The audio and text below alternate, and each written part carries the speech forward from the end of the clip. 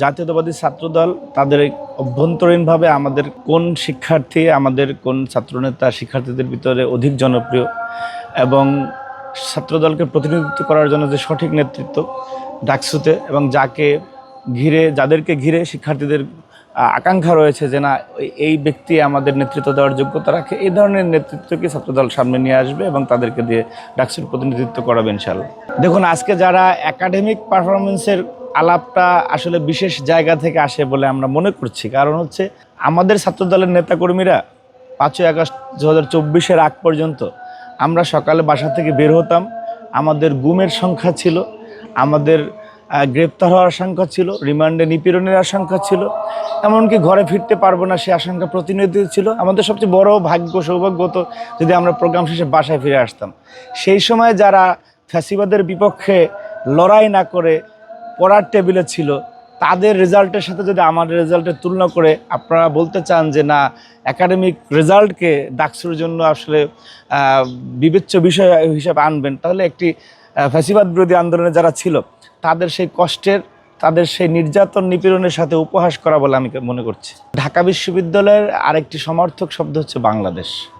সুতরাং আপনি ঢাকা বিশ্ববিদ্যালয়ে ডাকসুর কারা প্যানেলে থাকবেন, সেটি ঢাকা বিশ্ববিদ্যালয়ের ছাত্রদলেরই শুধু বিষয় নয়, সমগ্র ছাত্রদল এবং এক্ষেত্রে অন্যান্য মূল দলের যারা শীর্ষ নেতৃবৃন্দ তারাও মতামত এবং বিবেচনার মধ্যে থাকেন যে আমাদের কোন শিক্ষার্থীকে আমরা ডাকসুর জন্য প্রতিনিধিত্ব করাবো। সুতরাং এটি ডাকসু মানে বাংলাদেশের একটি বিষয়, যেহেতু আমরা বলে থাকি যে ডাকসু বাংলাদেশের সেকেন্ড পার্লামেন্ট, মিনি পার্লামেন্ট। সুতরাং এটি একটি সামগ্রিক বিষয় বলে আমি মনে করি। লক্ষ লক্ষ ছাত্র জনতার সমাবেশ হয়েছে, সেখানে কোনো আন্তঃকলহ, আন্তর্দ্বন্দ্ব, কোনো গ্রুপিং ছিল না, সবার একটাই পরিচয়, আমরা ছাত্রদলের কর্মী হিসেবে সেখানে ছিলাম। সুতরাং আমি আপনাকে দৃঢ়ভাবে বলতে চাই, ডাকসুতে ছাত্রদল প্যানেল ঘোষণা করার পরে এখানে কোনো ধরনের কোনো গ্রুপিং, আন্তর্দ্বন্দ্ব হবে না বলে আমি নিশ্চিত করতে চাই আপনাকে। খুব দৃঢ়তার সাথে বলতে চাই যে ছাত্রদল বাংলাদেশের সর্ববৃহৎ গণতান্ত্রিক ছাত্র সংগঠন এবং জোটে যাওয়ার প্রয়োজনীয়তা আছে কিনা সেটি আরও বিবেচনার জন্য আমাদের হাতে পর্যাপ্ত সময় রয়েছে। সেটি আসলে সময় বলে দেবে যে ছাত্রদল এককভাবে ডাকসু নির্বাচনে অংশগ্রহণ করবে না জোটে যাবে, সেটি সময় বলে দেবে। ডাকসুর গঠনতন্ত্র সংস্কার যে প্রস্তাবনা, ছাত্রদলই একমাত্র সংগঠন যারা অত্যন্ত সূক্ষ্মভাবে লিখিতভাবে আমাদের মোটা দাগে প্রায় 24টি সংস্কার প্রস্তাবনা এবং প্রায় 377টি খুঁটিনাটি সংস্কারের বিষয়ে ছাত্রদল তাদের প্রস্তাবনা উপস্থাপন করেছে। সেখানে একদম প্রারম্ভেই ছিল, যদি আমি ভুল না করি, তৃতীয় অথবা চতুর্থ গঠনতন্ত্র সংশোধন প্রস্তাবে যে ডাকসুতে সহসভাপতি পদে একজন নারী এবং সাধারণ সম্পাদক পদে একজন নারীর সরাসরি নির্বাচনের ব্যবস্থা করার কথা ডাকসুতে ছাত্রদল বলেছে। সুতরাং নারীদের প্রতিনিধিত্ব নিশ্চিত করার জন্য এবং নারীর ক্ষমতায়নের বিষয়ে যা আমাদের মূল দল যেরকমের সিরিয়াস, ছাত্রদলও সেরকমের শিক্ষার্থীদের সাথে সেরকমের প্রতিশ্রুতিবদ্ধ যে নারী শিক্ষার্থীদেরকে সামনে নিয়ে আসার জন্য আমরা প্রতিশ্রুতিবদ্ধ। বাংলাদেশের একমাত্র স্মার্ট সিটি বসুন্ধরা এখন আরো নিরাপদ, আধুনিকতায় আরো এক ধাপ এগিয়ে। আমরা বাংলাদেশি জাতীয়তাবাদের দর্শনে বিশ্বাস করি।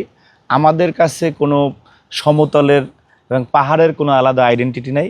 মারমা, চাকমা, সাঁওতাল যেই হয় না কেন, তার যে ভাষাই থাকুক না কেন, কিন্তু দিন শেষে আমরা সবাই বাংলাদেশি। আমাদের ন্যাশনাল আইডি কার্ড বলেন, আপনি পাসপোর্টে বলেন, আমাদের ন্যাশনালিটি হচ্ছে বাংলাদেশি। সুতরাং আমরা এই বিভাজনটি করতে চাই না। আমরা বাংলাদেশি হিসাবেই সবাই যার যার জায়গা থেকে সেই শিক্ষার্থী, বাংলাদেশি শিক্ষার্থী হিসাবেই। আমি যদি বলি যে পাহাড়ি হিসাবে আপনাকে আলাদা কোনো কোটা থাকতে হবে ডাকসুতে, তাহলে আমার মনে হয় যে তারা বাংলাদেশের বাইরের বা আমরা বাংলাদেশের বাইরে, এরকম কিছু না। আমরা সবাই বাংলাদেশি। এখানে একজন তার পরিচয় হচ্ছে সে শিক্ষার্থী, ঢাকা বিশ্ববিদ্যালয়ের শিক্ষার্থী হিসাবে।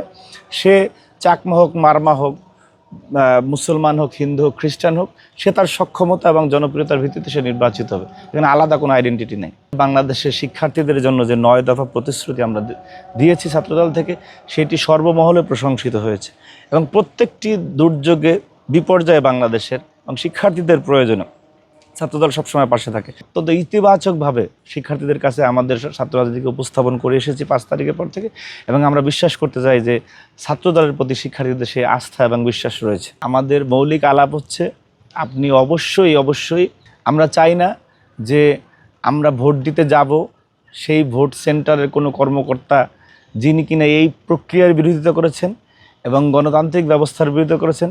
আমরা চাই না যে কোনো শিক্ষক রিটার্নিং কর্মকর্তা হয়ে আসবেন, যেই শিক্ষক হাসিনার পদলঙ্ঘন করেছেন, খুনি হাসিনার দোসর ছিলেন। সেই রকম একটি নির্বাচন কখনোই ঢাকা বিশ্ববিদ্যালয়ের শিক্ষার্থীদের প্রকৃত প্রতিনিধিত্ব করার মতো ডাকসু উপহার দিতে পারবে না। সুতরাং এখনও সময় আছে। আমরা দেখেছি ইতোমধ্যে যে আপনি যে খসড়া ভোটার তালিকা প্রকাশ করা হয়েছে, সেখানে সন্ত্রাসী সংঘ ছাত্রলীগের অসংখ্য নেতাকর্মী রয়েছে, পোস্টেড নেতাকর্মী রয়েছে।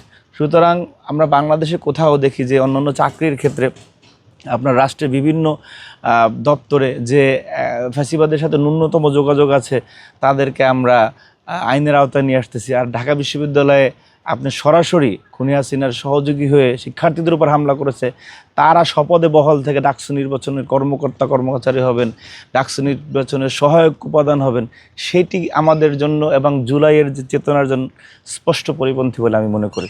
সুতরাং সেই বিষয়টিকে অতি দ্রুততার সাথে কাজ করতে হবে এবং প্রকৃত গণতান্ত্রিক এবং যদি ঢাকা বিশ্ববিদ্যালয়ের কর্তৃপক্ষের ইচ্ছা থাকে যে না শিক্ষার্থীদেরকে সত্যিকার অর্থে তাদের প্রতিনিধিত্ব করার মতো ডাকসু দিব, তাহলে এই সমস্ত সংস্কারগুলো করতে হবে। যেমন আরেকটি কথা বলে আমি শেষ করছি, যেমন ঢাকা বিশ্ববিদ্যালয়ের বর্তমান যে ভিসি, ঢাকা বিশ্ববিদ্যালয়ের আদেশ 1973 অনুযায়ী ডাকসুর গঠনতন্ত্র, যে সেই 1973-এর আদেশে বলা আছে যে যিনি ভিসি থাকবেন তিনি পদাধিকার বলে ডাকসুর সভাপতি হবেন, যিনি হলের প্রাধ্যক্ষ থাকবেন তিনি পদাধিকার বলে হল সংসদের সভাপতি হবেন।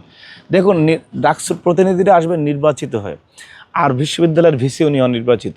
সেখানে একজন অনির্বাচিত ব্যক্তি যে কোনো সময় ওই ছাত্র সংসদ ভেঙে দিতে পারবেন বলে এই বিধিতে উল্লেখ করা রয়েছে। সুতরাং এই রকমের কর্তৃত্ববাদী বিষয়গুলিকে সংস্কারের বিষয় রয়েছে। আজকে যারা বিশেষ কারণে এবং রাষ্ট্রে একটি মানুষের যে মৌলিক আকাঙ্ক্ষা ছিল জাতীয় নির্বাচনের, সেইটিকে পরাভূত করার জন্য, সেইটিকে বিঘ্ন ঘটানোর জন্য যারা উদ্দেশ্যমূলকভাবে অনেক আলাপ নিয়ে আসতেছে, সেই পক্ষে ডাকসুর বিষয়ে এই সংস্কার ছাড়া, ছাত্রলীগের বিচার ছাড়া খুবই আগ্রহী বলে আমরা দেখতে পাচ্ছি, যাদের কিনা স্বাধীন বাংলাদেশের ইতিহাসের জন্মের বিরোধিতা রয়েছে এবং 24 পর্যন্ত তারা এই ফ্যাসিবাদী শক্তির সাথে কোনো না কোনোভাবে ওতপ্রোতভাবে জড়িত ছিল। সুতরাং তারা ছাত্রলীগের বিচারটির আলাপ না করে একটি ভিন্ন উদ্দেশ্যে তারা এই আলাপটি নিয়ে আসে যে না এইটি এই মুহূর্তে লাগবেই। আর এই ভিসি মহোদয় যিনি নিজেও পক্ষপাত দুষ্ট বলে আমরা মনে করি, কারণ আমরা দেখেছি ফ্যাসিবাদী শাসন আমলেও যে ঢাকা বিশ্ববিদ্যালয়ের ভিসিরা ছাত্রলীগের প্রেসিডেন্ট সেক্রেটারিকে নিয়ে কোথাও যেতেন না, ছাত্রলীগের নেতাদেরকে নিয়ে। কিন্তু আমরা দেখেছি বর্তমান ভিসি সে শিবিরের নেতাদেরকে নিয়ে বিভিন্ন জায়গায় যান, তাদের পরামর্শ নেন, এবং তার ছাত্র জীবনে আমরা যতটুকু শুনেছি যে তার ব্যাকগ্রাউন্ড তাদের কেন্দ্রিক রয়েছে। সুতরাং তাদের কাছ থেকে আমরা একটি